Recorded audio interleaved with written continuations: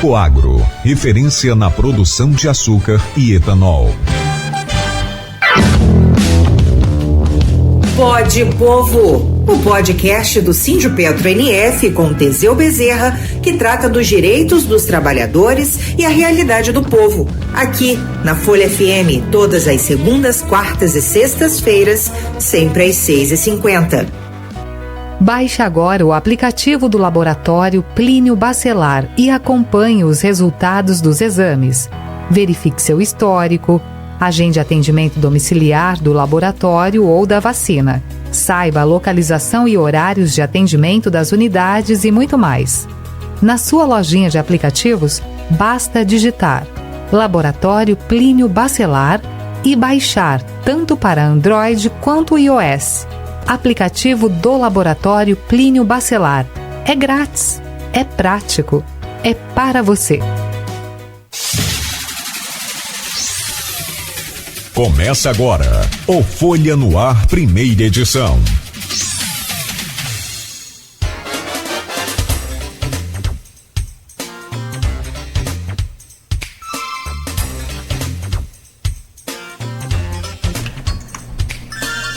Terça-feira, dia 16 de janeiro de 2024. Começa agora pela Folha FM 98,3, emissora do Grupo Folha da Manhã de Comunicação, mais um Folha no Ar, com todas as informações importantes para você começar este novo dia, sabendo de tudo que está acontecendo em Campos e toda a região. Sejam todos bem-vindos, são 7h06 em Campos.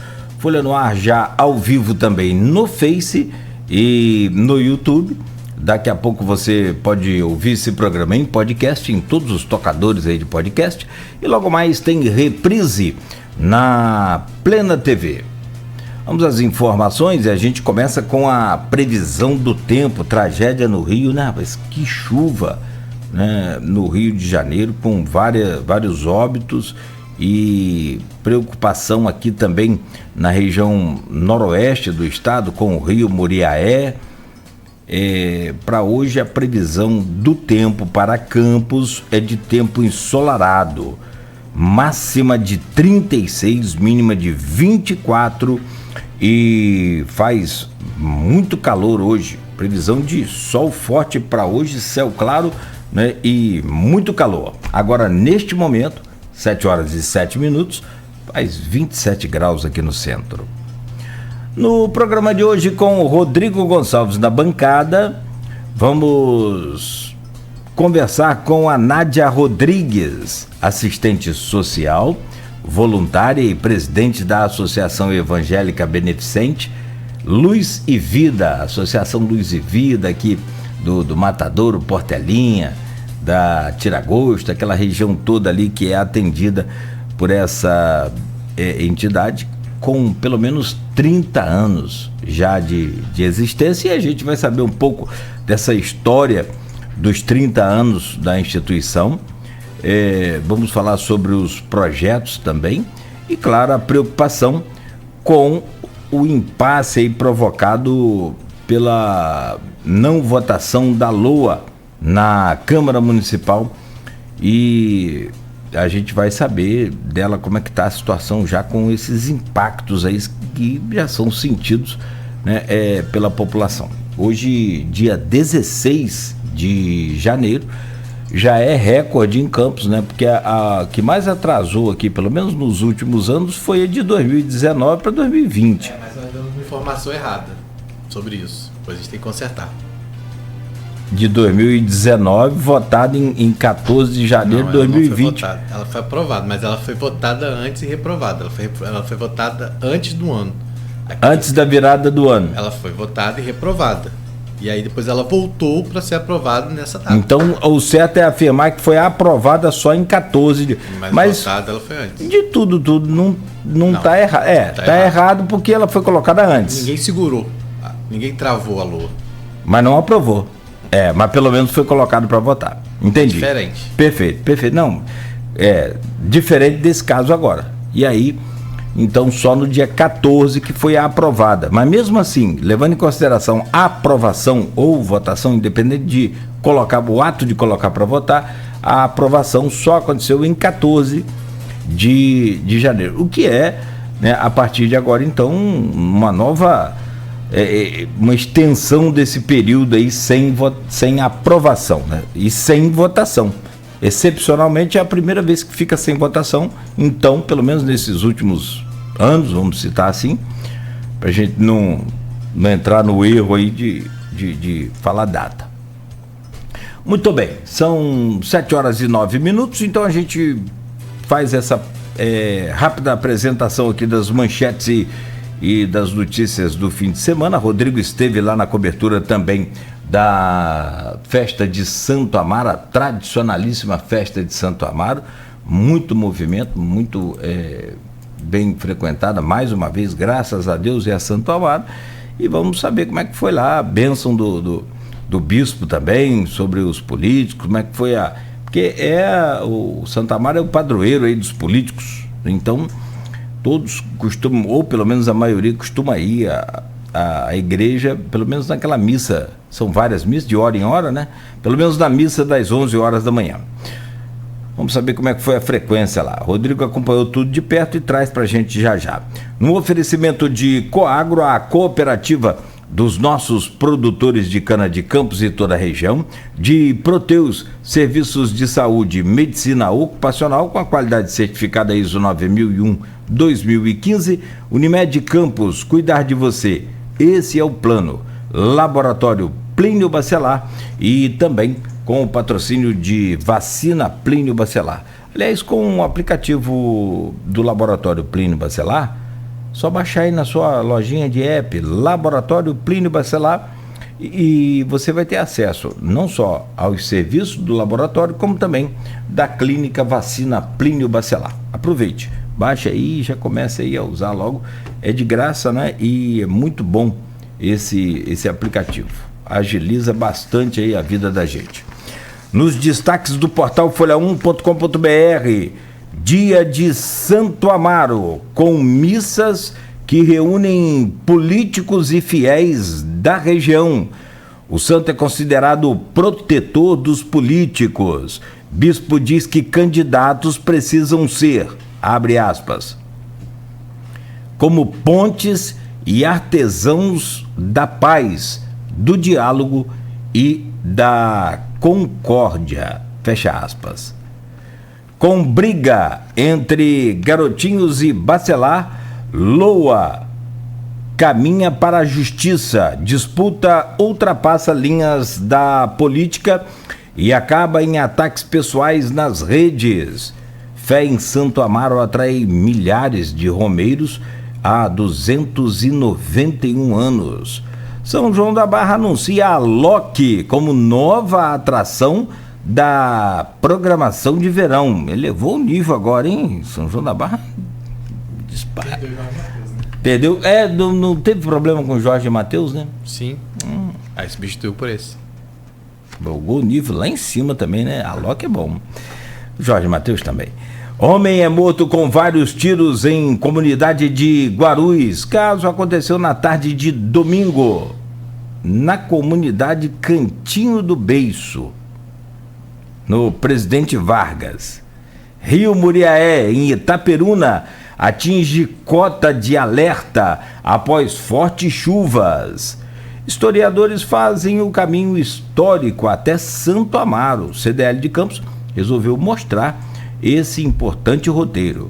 Fake news causa tumulto ao divulgar a falsa ajuda de R$1.000 no Rio. Só um rápido comentário, as pessoas já no desespero, sofrendo, que choveu muito, Belford Roxo, aquela região ali, Nova Iguaçu, tudo atingido, e o cara criar um fake news, uma fake news que está distribuindo dinheiro para poder atender aquelas pessoas atingidas.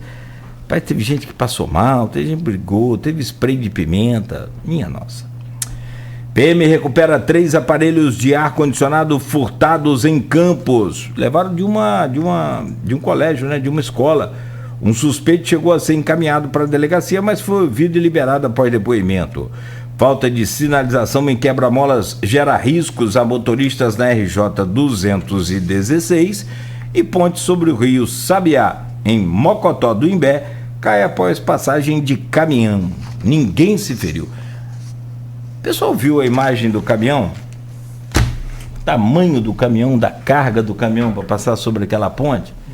Gente, é muita falta de noção também.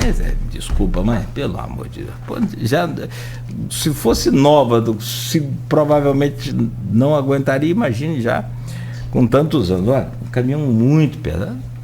Eu entendo, não entendo. 7h14. Deixa eu trazer o bom dia da nossa convidada, a Nádia Rodrigues, que está com a gente nesta manhã. Ela é assistente social, é voluntária e também é presidente da Associação Evangélica Beneficente Luz e Vida. A Nádia, bom dia, que prazer recebê-la aqui, seja bem-vinda. Muito obrigado pela sua presença. Bom dia. Prazer é todo meu, eu já agradeço assim, a oportunidade que estamos tendo de passar um pouquinho da associação, uma associação que tem uma história ali naquela comunidade, e em nome das outras OSCs também, né, eu acho que é uma oportunidade de trazer visibilidade para aquilo que a gente faz lá nos bastidores, que às vezes não é tão compartilhado para a sociedade. Então, assim, eu acho importante esse momento aqui e já agradeço a vocês, né, por esse privilégio, essa oportunidade de compartilhar aquilo que a gente tem vivenciado, né, nesses bastidores. Olha, Nádia, o Rodrigo é que levantou esse comentário aqui, mas eu faço coro com ele e claro, evidente, concordo, porque se teve uma coisa que prestou nessa situação toda, se é que a gente pode falar assim, eu acho que nos conflitos nada se aproveita, né, em conflito, muito difícil. Mas se teve uma coisa que a gente pôde aproveitar aqui por conta desse conflito, e não lá do conflito, mas por conta, né, da preocupação gerada com esse impasse, esse conflito de ideias e de leis e de artigos e essa coisa toda que virou essa celeuma, se tem uma coisa boa é de poder ouvir vocês. Olha, sinceramente, ao longo desses últimos dias, a gente conseguiu entender muito mais a essência desse projeto, mas desses projetos, não conhecendo o que é feito cada um em sua área, em sua atividade. Olha, muito, muito, muito, muito bacana. E percebemos também, muito mais do que isso, é que são todos essenciais para a nossa comunidade. E alguns, inclusive, como a PAP, a Apoia, a PAI, são insubstituíveis. Não tem um serviço, por exemplo, emergencial da prefeitura para atender a essa comunidade, assistida por essas três instituições específicas. Ou seja, sem eles vai gerar um outro tipo de caos para outras inúmeras famílias. Eu ressalto nessas ONGs, né, nessas associações, nessas entidades, a fila de espera que tem, né? Então, tem o atendimento, mas há uma fila de espera, inclusive entre as ONGs mesmo, né, entre nós mesmos, nós temos crianças para serem encaminhadas e a fila de espera é muito grande. Então, concordo plenamente com a tua fala aí, né, da importância dessas instituições para que a população possa ser atendida de forma como é feita por todas as instituições, de forma digna, de forma séria, né, comprometida mesmo, né, porque eu acho que a questão das OSCs é mais do que um atendimento, é uma missão. E realmente é isso que nos faz mover, que nos faz importar, que nos faz lutar, né, de fazer a nossa parte como trabalho técnico, sim, mas, sobretudo, como missão. É uma oportunidade assim, maravilhosa, né? E a gente cresce muito. E nós agradecemos por isso, sempre. Meu caro Rodrigo, bom dia, bem-vindo. Como é que foi o final de semana? Feriado, viajou, estava em Búzios? Nada. O Rodrigo tá igual Santa Mara. Tá mais para São Jorge, tá com a espada e oh, meu pai, só para se defender. Como é que foi o final de semana, Rodrigo? Bom dia, bem-vindo. Como é que foi o feriado de Santo Amaro? Você estava de plantão, trabalhou, e pode trazer, antes da gente começar esse papo com a simpática Nádia, como é que foram os bastidores lá também, né? Já que Santo Amaro tem aquela tradição de reunir oposição, situação, na fé de devoção, de pedido de proteção, de pagamento de promessa e tudo mais, também dos políticos. Bom dia, bem-vindo. Bom dia, Cláudio. Bom dia a todos os ouvintes da Folha FM 98.3. Você que acompanha a gente também pelas redes sociais, pelo Instagram, Facebook. Instagram ainda não, né? Voltamos já? Ainda não. Facebook, YouTube. Agradecer a todo mundo aí que acompanha a gente sempre. A gente viu aí esses desdobramentos que eram esperados em relação à Lua ainda, né? Principalmente com a suspensão da programação do verão no Farol de São Tomé, né? Os trios, os shows que estavam previstos para lá realmente não aconteceram. O prefeito chegou a se reunir na sexta-feira com representantes lá do comércio para poder explicar a situação. Em Santo Amaro, eu achei o dia do padroeiro mesmo, pelo menos a hora que eu cheguei lá, que eu cheguei para a missa das 11, né? Que é a missa que é celebrada pelo o bispo diocesano de Campos, o Dom Roberto Ferreira Paz. Eu achei a missa, achei o movimento um pouco tímido em Santo Amaro, mais tímido do que de costume das outras vezes. Mas depois começou chegando o pessoal mais para a missa, assim, das 11 específico, né? E o pessoal às vezes deixa para chegar um pouquinho mais tarde, até para passar a tarde em Santo Amaro, né? Para esperar a cavalhada mais para o fim do dia. Realmente os políticos estavam por lá, né? Além dos políticos aqui de Campos, tinha outros da região, o próprio prefeito interino lá de Quissamã, Marcelo Batista, que é o vice-prefeito lá de Fátima. Fátima está viajando, né? Então ele está no governo. Também teve por lá o vereador Renato Rochinho, de São Francisco da Bapuana, né? Que pedindo aí, inclusive, também a proteção de Santo Amaro. Então, e claro, não deixou de falar também da expectativa dele em relação ao anúncio, né, que a Francimara ficou de fazer sobre qual candidato será do seu grupo, na expectativa, né, que ele possa ser aí o indicado pelo grupo, né, e a Francimara ainda não resolveu essa situação lá em São Francisco, porque ela precisa ter ela tem pelo menos 4 ou 5 pessoas dentro do próprio grupo político dela que tem o interesse aí de ser o candidato à sucessão dela, né? E ela vai precisar definir aí, então, junto com o grupo dela, quem será esse candidato, sabendo que isso pode significar um racha com mais de uma candidatura dentro do próprio grupo dela, o que não seria muito interessante, já que as últimas eleições ela teve sempre uma disputa muito acirrada com o grupo do Pedrinho Xerene, né? Então, dividir o grupo dela nesse momento talvez não seja aí o ideal, então Renato Rochinho foi lá em Santo Amaro, com certeza levando essa demanda também aí. Mas falando de Campos, o prefeito Vladimir esteve lá, junto com vários secretários e também vereadores, muitos vereadores do grupo, nem dá para falar de todos que estavam lá, assim, né? A gente perderia aqui um bom tempo falando nominalmente, mas estava a maioria. E também do grupo dos Bacelar, tiveram 2 representantes passando por lá no horário da missa das 11. É bom a gente deixar claro isso, porque, né, Santo Amaro não é só a missa das 11, né? Tem toda uma programação realizada desde sexta-feira ou até antes, né? Então, assim, no horário da missa, na tradicional missa, que geralmente reúne os políticos, só tiveram por lá 2 vereadores do grupo dos Bacelar, que foi o Bruno Viana e o Maicon Cruz. A gente conversou com os dois. Que é a missa celebrada, desculpa, pelo bispo. A gente conversou com os dois, inclusive está no portal Folha 1 e também nas nossas redes sociais. Conversamos também com o prefeito Vladimir, que na verdade fez como se fosse uma coletiva na chegada, voltou a falar da LOA, da preocupação que essa semana, se até o dia 20 as coisas não se resolverem realmente, como segundo ele vem se desenhando que não se resolverão, pelo menos no diálogo, teremos aí, né, essa situação de, segundo ele, interrupção de pagamentos, inclusive dos servidores públicos, né? Então é uma situação que bastante complicada.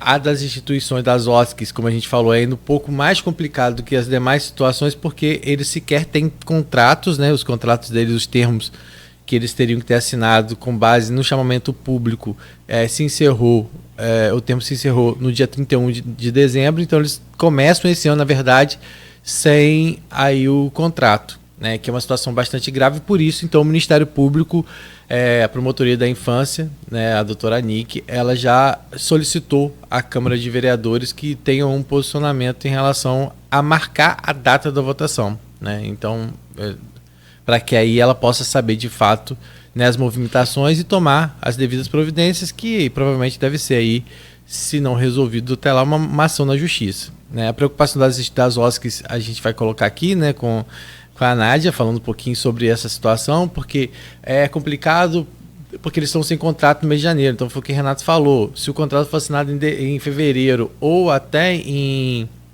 março, porque é provável, por mais que, né, o Renato falou que em projeções, né, a gente sabe que tem audiência no dia 7, então vem carnaval, mas, né, nada impede, por exemplo, também, né, de que o Marquinhos Bacelar faça a audiência no dia 7 e, se quiser fazer a votação no próprio dia 7, poderia, mas mesmo assim, marcando para o dia 7, é já alegado por parte da base governista que haja problemas financeiros no município e principalmente a essas instituições, porque no momento que é assinado o contrato em fevereiro, né, o mês de janeiro, as dívidas adquiridas no mês de janeiro, eles teriam problema para pagar, como o Renato colocou aqui, porque eles não podem usar o dinheiro da prefeitura para pagar um período em que eles não tinham um contrato. Então, por exemplo, se o contrato foi assinado em fevereiro, mesmo que eles recebam o valor integral, eles não teriam, na prestação de contas, como justificar. Como que eles pagaram algo se eles não tinham o contrato naquele momento? Então, porque a nota fiscal, quando eu presto o serviço hoje, por exemplo, ou forneço um produto para a Vida e Luz, o que acontece? Eu só vou conseguir, eu vou tirar a nota fiscal hoje, sim, dia 16 de janeiro. Isso. E aí você vai me pagar lá em fevereiro, com a nota fiscal de janeiro, o exercício do mês não fecha para você. Isso vai dar trabalho. Vai. E aí, ontem a gente esteve lá e o Vladimir explicou essa situação toda, mais uma vez, desses conflitos que existem, voltou a falar do artigo 60, né, que foi aí que a gente foi falar, né, e aí o que a gente vem falando aqui, por que é diferente, né, porque quando a gente fala assim, a LOA de 2019 para 2020 só foi aprovada em 14, a gente não está errado, só foi aprovada no dia 14. Agora, o que vem sendo alegado pelos governistas, e é uma alegação feita por eles, inclusive na Justiça, já está até na terceira vara civil aqui de Campos, é que todos os prazos que deveriam ter sido cumpridos pela presidência da Câmara não foram cumpridos. Isso. E aí, olhando nesse aspecto, quando você faz esse retrospecto em relação a 2019... isso realmente é uma novidade, porque em 2019 a audiência pública, que só está acontecendo agora por parte da Câmara ter convocado, aconteceu em outubro, como você falou. 21 de outubro.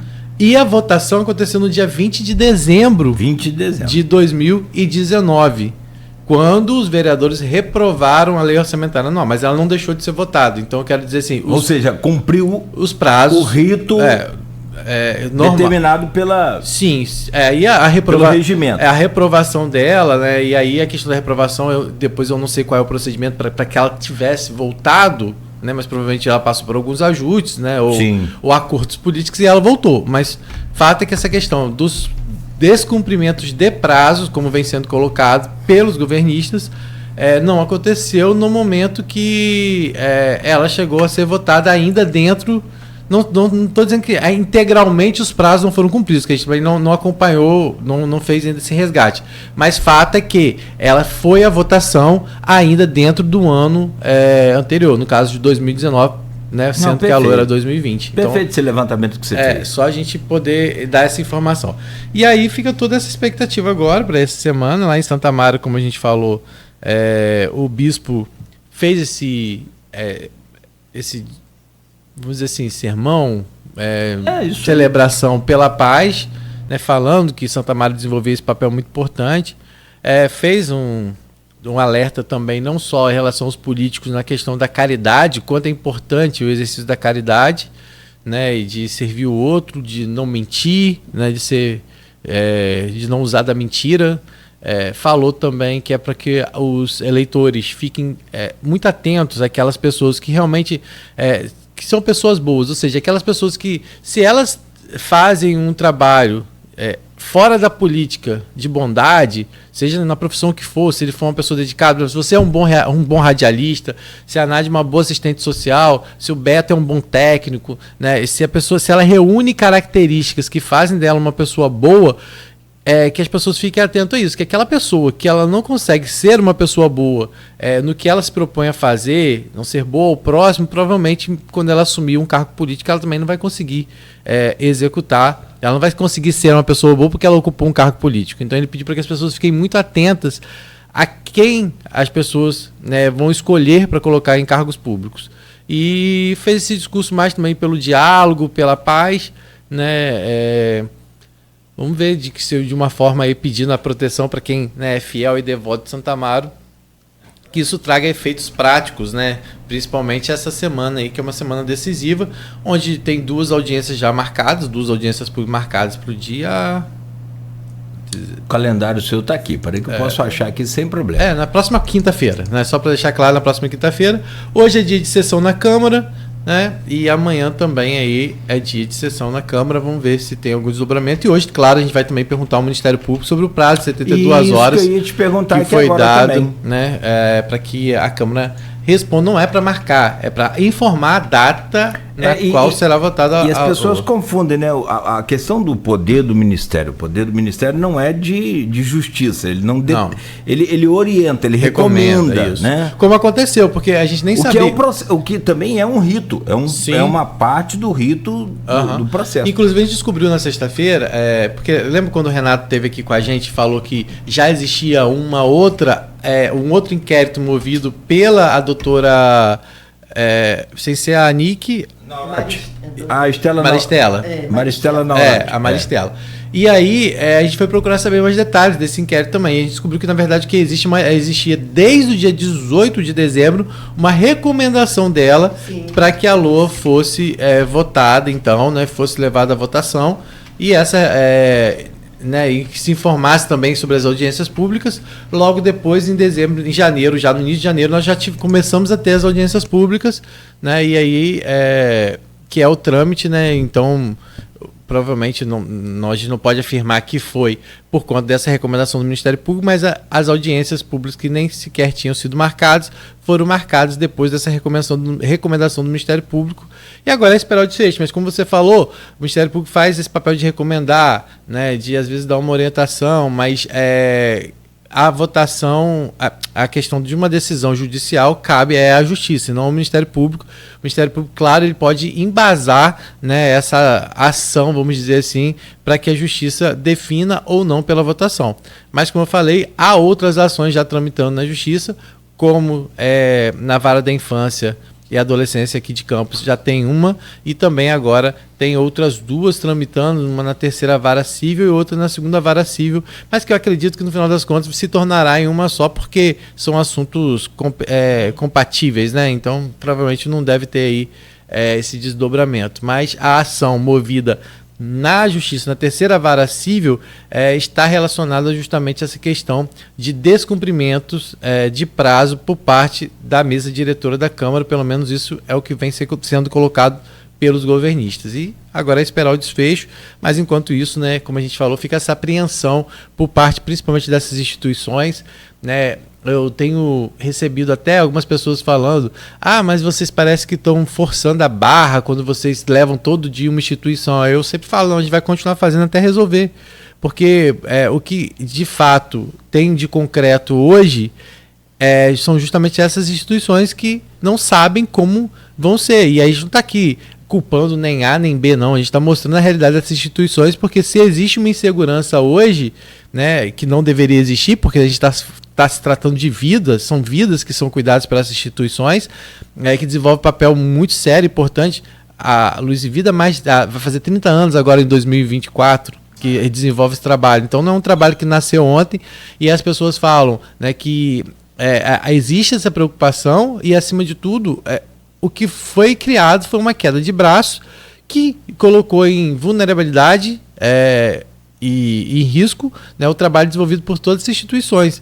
Porque se todo o resto que está sendo discutido é questionável, o fato dessas instituições hoje não saberem como vão arcar com suas despesas em janeiro é algo que está, vamos dizer assim, tanto por um lado quanto pelo outro, vamos dizer, sacramentado, porque se não for votada a lei orçamentária anual, elas não podem assinar os seus contratos, e se elas não têm contrato, como que elas vão arcar com as despesas, deixar de prestar atendimento às crianças e adolescentes, elas não podem. Salientando o fato que os projetos estão em execução.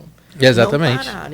Não pararam porque... Tem uns até que aumentam aí a necessidade em janeiro. Principalmente nesse período, né? Sem aula nas escolas, né? E acaba sendo o único local... Fonte de alimentação inclusive, né? segura. E aí a gente vai trazer o depoimento da Nádia. Então, assim, só reforçando para aquelas pessoas que muitas vezes acham que o espaço dado aqui tem a ver com a questão política, não tem. A questão aqui é a questão da insegurança que vem sendo colocada essas instituições. E enquanto não for resolvido, pelo menos acho que isso é uma coisa sacramentada aqui, né, Cláudia? A gente vai continuar ouvindo essas instituições para que se resolva, e até mesmo porque para dar oportunidade de você, às vezes, que está aí do outro lado, questionando por que essas instituições estão vindo aqui, para que você conheça o trabalho desenvolvido por elas e que você, inclusive, possa dar sua contribuição, porque o que o poder público, que na verdade nem é diretamente o poder público nessa questão do orçamento, porque o fundo, como a gente falou, recebe recursos sim públicos, mas também recebe recursos de várias outras formas, que você, quem sabe, não possa estar contribuindo aí com essas instituições para que elas se tornem cada vez menos dependentes do poder público. Mas não é dependência do poder público porque elas querem, não. É porque muitas vezes elas executam um trabalho que não é ofertado pelo poder público. E muitas vezes, quando é ofertado, não tem a mesma qualidade, e a gente pode falar isso de forma muito tranquila e segura, porque realmente o público... É o mesmo caso, Rodrigo, se me permite a comparação, e aí vale também, e que vai entrar também numa situação complicada, os hospitais conveniados. Se não são os hospitais conveniados, você acha que a rede pública municipal suportaria o atendimento à saúde? Não, exatamente. Colapsaria, seguramente. Eu só acho assim, de tudo isso aí, tudo que você está falando, as bolhas comentários não tem jeito. Um vai puxar para um lado, eu já ouvi falar que, não, vocês estão forçando a barra lá para o prefeito liberar o dinheiro para as instituições, não é assim? Você ouve comentário dos dois lados e... né? É um desconhecimento. O pessoal chama a gente de vermelho, de esquerdopata. Eu não sei o que é esquerdopata. Por isso, Cláudio, que eu evoquei aqui logo no início da minha fala, a importância da visibilidade. Não tenho dúvida. Porque toda e qualquer situação, ela tem dois lados. Sempre às vezes tem um lado ruim, mas tem um lado bom também. Então, eu acho que essa discussão aí, ela está ampliando responsabilidade, ampliando consciência das pessoas também, que às vezes não sabem. Eu trouxe até uma fala aqui de um pastor falecido, mas que tinha um trabalho social muito interessante. Ele fala assim: em algum lugar, pequenas pessoas estão fazendo grandes coisas que estão mudando a história de muita gente. Então, às vezes, estamos lá no nosso cantinho, porque os desafios são grandes, né, no cotidiano das instituições, e a gente não tem, às vezes, tempo para fazer propaganda, né, porque estamos ali na linha de frente ali.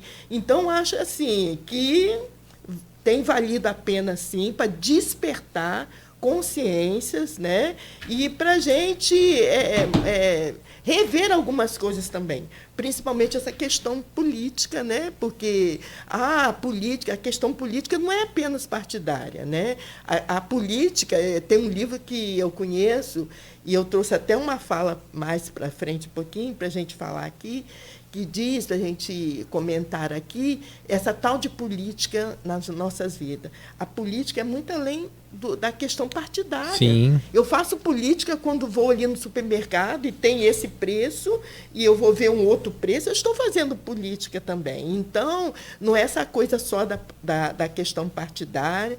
Eu já falei que muitas pessoas vieram a mim perguntando: mas o que é LOA? E aí você pensa que mas o que é isso? Por que está discutindo isso? E você pensa que são pessoas que às vezes não detêm o conhecimento, mas pessoas também que detêm conhecimentos, né, que estão atuantes aí, não sabem o significado da LOA, da LDO, todas essas coisas aí. Então, eu acho que o lado positivo, como eu acho que você já se referiu a isso, é que as pessoas estão se despertando, né? Quem que eu coloco lá, né? Me representa, de fato? Então, assim, eu acho que fundamental essa discussão para a gente melhorar os nossos, né, representantes e para a gente ter consciência da nossa escolha, porque eu faço questão de me sentir representada. Porque eu tenho mais que fazer, eu tenho outras coisas, eu tenho outra missão. Então, meu representante, quem está lá, né, ele tem que cumprir, né, aquilo que ele se propôs a fazer. Isso tem a ver com percepção, né? Acho que já foi colocada aí por vocês aí, essa questão de avaliar, de saber. O próprio padre falou, né, na missa, não foi o bispo isso? Falou isso lá. Né, de que a gente não desvincula a missão do que eu sou. Eu sou assistente social por vocação, independente onde eu estou. Então, se eu vejo uma ação ali, né, que não coaduna com os princípios legais, com os princípios do direito, independente de eu estar num cargo, eu sou meio assim, eu chego, falo, questões simples, às vezes, uma grávida numa fila, né, lá esperando lá um monte de gente, né, na frente, sem a percepção, não. O seu direito tem que ser exercido e esse seu direito é estar lá na frente. Isso. Então, eu acho que tem valido a pena, assim, essa discussão. O que a gente quer é exatamente isso, é fazer com que as pessoas conheçam as instituições e o trabalho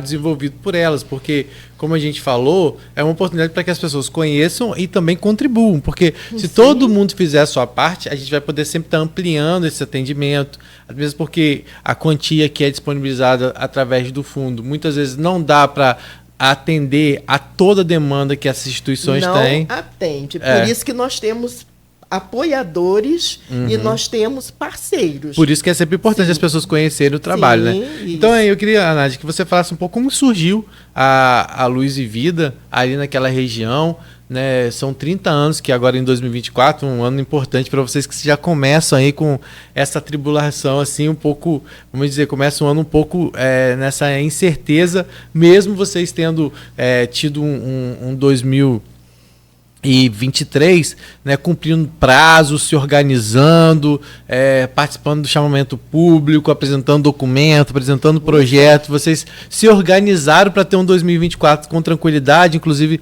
com o aumento da renda, com aumento da per capita em relação ao atendimento que há 5 anos não acontecia. Então eu queria que você falasse um pouco sobre como surgiu a Luz e Vida naquela região, e aí a gente vai falando, né, dos projetos que são desenvolvidos lá, até chegar a essa parte, né, dos recursos disponibilizados pelo Fundo da Infância e Adolescência, que é hoje o que está comprometido sem a votação da lei orçamentária. Então, a Associação Luz e Vida, Associação Evangélica Beneficente Luz e Vida, ela é uma associação sem fins lucrativos. Ela foi fundada enquanto associação em 26 de julho de 1994. E ela atua aonde? Ela atua em que viés? Ela atua na promoção, na defesa e na garantia de pessoas em situação de vulnerabilidade social. Então, as 14 finalidades estatutárias dela, né, se resumem nessa principal aí, que é atuar nessa defesa, nessa garantia, nessa promoção, né, dos direitos dessas pessoas. E de quem foi a iniciativa na época? Olha, eu vou fazer uma correção aqui, que vocês estão falando, né, que ela vai fazer 30 anos. Mas, na verdade, a atuação na comunidade é bem antes, né? Ela tem mais de 45 anos. Eu ouço histórias que começou o projeto mesmo em 1970, até antes um pouquinho, tá? E é interessante que, nessa época, nesse espaço de tempo, aí, nesse contexto, a comunidade do Matadouro não era essa comunidade. Era uma comunidade extremamente vulnerável.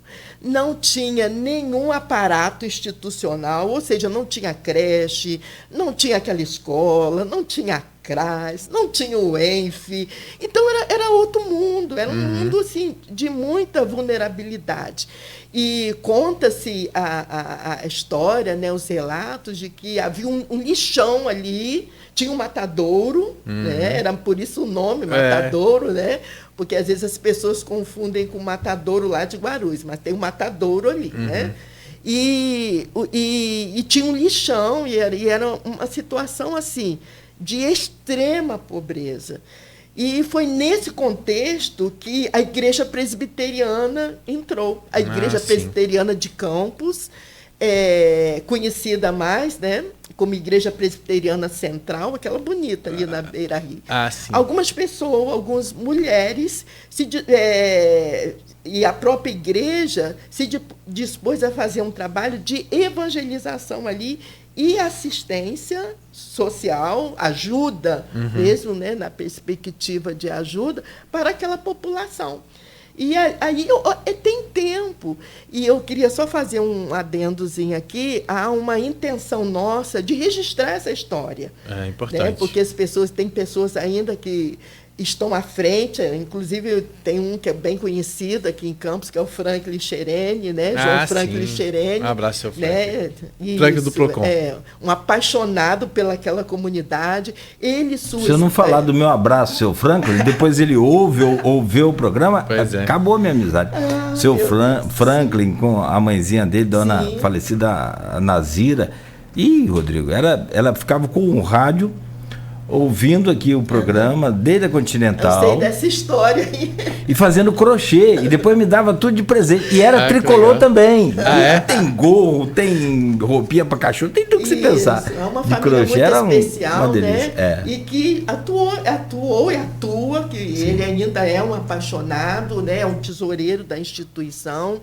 Então, quer dizer, há uma história que ela precisa ser registrada também, né? Nós somos um país sem memória, as coisas vão acontecendo e agora numa velocidade, né? Então, acho importante ter esse registro, né? Porque o registro que a gente encontrou era né, de 94. E aí dá essa impressão que... Mas provavelmente foi a formalização desse trabalho enquanto associação, provavelmente, né? Mas como você falou, ele já é bem anterior, né? Porque se a gente for falar na história, é muito ampla, é muita coisa para falar.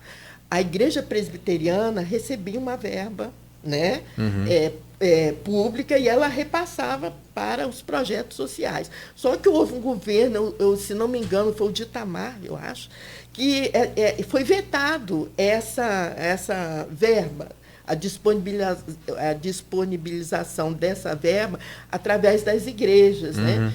Então, igrejas em geral. E aí houve necessidade dessa desvinculação e a formação da associação. Um trabalho que já estava sendo feito, inclusive uma creche, que é denominada Creche Luz e Vida, que funcionou durante 25 anos, atendendo a 65 crianças em regime integral. Era lá no Matadouro mesmo? Era lá nesse espaço. Então, assim... hoje, onde a sede de vocês era creche? Era uma creche, né? E... Por quê? Porque a creche, essa Creche Luz e Vida, foi uma escolha da comunidade. Esse grupo que começou da Igreja Presbiteriana, né, começou com um trabalho ali embaixo de uma árvore, é linda, tem essa árvore até hoje lá. Que legal. Começou um trabalho evangelístico e de assistência. E foi evoluindo, né, a partir, né, de outras percepções, de outras parcerias, de pessoas que se agregaram. A história da Luz e Vida é muito linda, muito ampla, né? E assim, é um trabalho sério, né? Um trabalho que teve assim, várias parcerias com a Visão Mundial, foi a primeira parceria, teve com a LBA, teve com a Prefeitura. Então, assim, é muita história e nós estamos nos empenhando nesse registro dessa história, estamos procurando alguém, um profissional que possa estar direcionando para que isso, né, seja registrado. Então, porque são muitas nuances. E sua história lá com a instituição, você está há quanto tempo lá? Quando foi formada a associação, teve que ser formada, né, ter ser criado um estatuto diferenciado, né, do estatuto da Igreja Presbiteriana. Eu fui a primeira presidente, né? Eu fui a primeira presidente da associação, em 1994. E você já era da igreja, no caso? Sim, sim. A igreja é algo assim, né, importante muito na minha vida, não essa, né, não especificamente a presbiteriana, mas assim, eu sou apaixonada pelo trabalho social porque eu sou fruto de igreja, né? Na minha época não tinha tantos trabalhos sociais assim, e a igreja desempenhou um papel assim muito fundamental na minha vida, porque foi o espaço que me deu oportunidade. Então, assim, a gente evoca muito a Luz e Vida como espaço de oportunidade para crianças, para adolescentes, né? E por isso que a gente fala muito na igreja presbiteriana. Sim, né? é importante. Depois desse aspecto de assistencial, de evangelho em si, que eu acredito, né, na fé como algo também importante em todo esse contexto, mas assim, depois a associação, o trabalho foi sendo, né, tecnicamente, né, ampliado. Sim. E eu queria que você falasse um pouco sobre isso, né? A creche, como você falou hoje, ela não tem mais necessidade, porque o Poder Público passou a ocupar também esse espaço, né, dentro da comunidade. Sim. Né? Graças também, provavelmente, à presença de vocês, todas essas outras redes começaram a chegar, porque, né, quando vocês entram nessa comunidade, vocês trazem visibilidade a ela, então, né, provavelmente depois da chegada da associação, foi quando, vamos dizer assim, o Poder Público passou talvez a participar mais efetivamente, né, e hoje tem uma estrutura que antes não se tinha. Mas eu queria só salientar uma coisinha, que não haja demanda, ou que não houvesse demanda. Sim. Ali na Portelinha, ali, né, olha as histórias se misturando aí. Mas são 228 apartamentos, né, com um número considerável de crianças, e teria espaço para 2 creches. Sim. Só que o serviço de creche é um serviço além de ser de muita responsabilidade, ele é caro pelos profissionais que são, né, exigidos para o atendimento a esse público. Então, por isso que a igreja, né, e a própria associação não teve condições de abarcar, né, com esse serviço. Entendi, mas a demanda ainda existe, né? A demanda, eu estava brincando aqui com o Cláudio, né, que às vezes a gente está lá, chega lá, na instituição, porque eu não atuo diretamente, né? A gente mais a parte de gerenciamento administrativo, né? Na diretoria, mas como eu sou apaixonada pela comunidade, eu estou sempre lá, né? Aí, às vezes, passa uma mamãe, né? Aí com um filho, outro, aí com um zinho na barriga e fala, daqui uns dias está na creche. Não falou, eu falei há pouco para ele. Porque provavelmente é a referência que ela tem em relação a isso, né? Olha só, o espaço, eu acho que independente, antes mesmo da associação, o espaço da Luz e Vida, ele é um espaço de referenciamento da comunidade, de pertencimento. Eu acho que independente da ação do tráfico, né, de todas as questões que envolvem aquela realidade ali, nós conseguimos, né, com respeito à comunidade, com proposta, com parceria, a gente conseguiu consolidar aquele espaço social ali como espaço de pertencimento, que quando tem uma situação, né, limitante, vamos por assim dizer, mesmo que não seja o nosso público-alvo, mas eles procuram a instituição. Então, Sim. acho que nós conseguimos, né, alcançar esse objetivo aí, né, com respeito, fazendo um trabalho de excelência, apesar de desafiador. Né? Sim, a seriedade fez com que vocês entendessem a realidade daquela comunidade e, né, e trabalhasse para que né? Claro que certas situações que possam ocorrer ali não estão de acordo com o que vocês pregam e desejariam para uma comunidade, mas é dentro dessas limitações que vocês vão conseguir esse respeito por conta da seriedade do trabalho, né? Entenderam que era um trabalho sério e necessário para aquela região, né? Então, desde já, parabenizar vocês por isso. Mas eu queria que você falasse um pouco sobre hoje os projetos envolvidos, porque quando a gente fala, né, dessa questão do Fundo da Infância e Adolescência, né, ela só é uma fatia, na verdade, de um trabalho muito maior do que vocês desenvolvem. Ou seja, vocês têm, entre todas as ações, um projeto que recebe recurso do fundo, que, como mais uma vez a gente gosta de reforçar, né, Cláudio, que recebe recurso do fundo, não necessariamente são todos os recursos vindos da prefeitura, como as pessoas pensam. Sim. Né? Vem de emenda parlamentar, de multas, de imposto de renda. Então, né, porque... E aí é para as pessoas entenderem a dimensão disso, porque mesmo esses recursos que não são da prefeitura, que vêm para vocês, também não estão podendo ser usados, porque, né, o orçamento é um só, então esse orçamento está preso, e por estar preso, essas instituições não conseguem nem ter acesso a esses recursos que vêm para o fundo. Então, é só para as pessoas entenderem. Mas o que hoje é ofertado, independente do... Quais são hoje os trabalhos ofertados pela Luz e Vida? Então, eu preciso me reportar um pouquinho ainda atrás, por isso que eu falo que é muita história, é que com a finalização do trabalho de creche, pelas questões que nós colocamos, o que fazer com aquele espaço, né, que foi conquistado com muita luta, né? A gente fala que é obra de igreja, aos poucos, mas procurando... uma sede própria. É uma sede própria. É interessante que é o único espaço dentro da comunidade do Matadouro que tem o registro, né? Que tem escritura, que foi... aquele espaço foi doado pelo senhor Olivier Cruz. Então, em toda a comunidade, o único espaço que tem uma escritura, né, é a Luz e Vida, né? Então, o que a gente vai fazer com esse espaço? Aí nós recorremos à comunidade, né, para uma pesquisa bem simples assim, e a gente viu demanda para o trabalho trabalho socioeducativo. Uhum. E aí, nós, sem verba ainda, porque aí não tinha mais verba, aí nós contamos com os parceiros, né? Nós fizemos o projeto denominado Outras Palavras, que atenderam as crianças da comunidade, né, durante um período.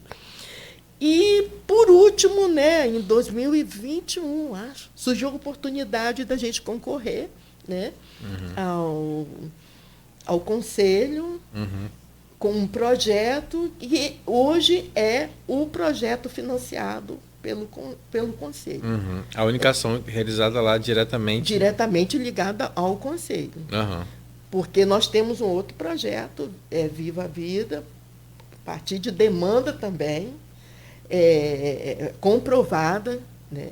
Mas hoje nós temos 60 crianças num projeto denominado Pequenos Gigantes, que é financiado, né, pelo fundo, pelo CMPDCA. Uhum. É esse o projeto que está sendo desenvolvido. Mas vocês só ofertam só essas 60 ou tem outros que participam do projeto, mas não são financiados pelo nós temos um projeto chamado Viva a Vida, que são as crianças que saem desse projeto. Porque Qual a idade do projeto? Explica para a gente a idade de um e a idade de outro. Então, o projeto Pequeno Gigante, ele é baseado na primeira infância. E o que é a primeira infância? Nós vimos que havia essa necessidade também, que a gente chama, né, demanda lá. Então, o projeto Pequenos Gigantes, eu fiz questão de trazer assim, bem claro, né, escrito aqui, é uma ação que não foi tirada da nossa cabeça, né, a primeira infância. É uma ação baseada numa lei datada de 8 de março de 2016, no mesmo dia do Dia Internacional da Mulher, né? Estão ligados aí. E ela é conhecida como Marco Legal da Primeira Infância. É uma lei. A lei definiu a primeira infância, o conceito de primeira infância. A primeira infância são crianças de 4, ou seja, que saem da creche, de 4 a 6 anos e 11 meses, até 7 anos. Né? E ela ela traz diretrizes para políticas públicas em relação a essa faixa etária específica. Esse é o projeto financiado pelo Conselho. São 60 crianças e nós atendemos. E elas participam também, de quê? São atividades lúdicas, porque esse marco da primeira infância define como prioridade o direito ao brincar dessas crianças. Ela tem esse lúdico, marco, né? Tem algumas prerrogativas, e uma das prerrogativas é essa, é trabalhar a infância como ferramenta de conhecimento, de despertar, né, de sensibilidades. Aí tem todo um aparato técnico, né, de coordenação. Ele é muito lúdico. E elas ficam lá em horário de contraturno? Contraturno escolar, né? Então a gente procura caminhar bem ligado assim com toda a rede socioassistencial. Então, com a escola, com o CRAS. Então, por exemplo, as famílias todas são inseridas, né, no CRAS, estão em dia com as questões relacionadas ao Bolsa Família. A gente tenta, né, elencar essa unidade aí para a gente caminhar junto, né? Não cada um no seu gueto, né? Mas a gente caminhar. Tá. Cláudio, a gente tem que ir para o intervalo, né? E aí a gente volta para a gente continuar falando sobre esse projeto, né? Até para a gente falar dos impactos que ele vai pode sofrer agora com todo esse impasse, né? Como que vocês estão... Como é que está a expectativa de vocês? Estão preocupados? E aí a gente fala também sobre outras ações lá e fala um pouco mais da Luz e Vida, no sentido das pessoas até conhecerem a instituição e quem quiser contribuir também de alguma forma, né? De que forma isso pode fazer, né, Cláudio? Sim. Perfeito. Tem uma mensagem aqui, no particular aqui, que aparece lá também como identificação da rádio. Peraí, deixa eu só abrir aqui uma pessoa que mandou aqui, rapaz, no WhatsApp. Bom dia, pessoal, sou morador do Matadouro, tenho 45 anos, procede de todas as informações que estão sendo faladas. Nosso querido tio Franklin, meu nome é Maguinho, tá aqui, botou aqui agora, tá ouvindo a gente lá. Abraço, Maguinho. Nosso querido tio Franklin, você conhece ele, o Maguinho? Como sempre foi carinhosamente chamado por nós, e existia a escola dominical existia aos domingos, existia também a creche. Sim. Que ela falou aqui. Isso. Luz e Vida sempre foi uma bênção para o bairro. É que o Maguinho disse. Um abraço aí, Maguinho. Abraço aí para Maguinho. 8h, 1 minuto, então, rapidamente aqui uma pausa. A gente segue com o Folha no Ar até às 9, no oferecimento de Coagro, Proteus, Unimed Campos, Laboratório Plínio Bacelar e Vacina Plínio Bacelar. Nesse intervalo agora, logo na abertura, tem uma dica aqui muito bacana da equipe da Nauta XP, especializada em investimentos, para você fazer o melhor investimento com maior rentabilidade, com total segurança. Aproveite, fique atento aí, faça uma consulta você também aos especialistas da Nauta XP Investimentos. Minuto Nauta XP. As principais informações do mercado diariamente para você.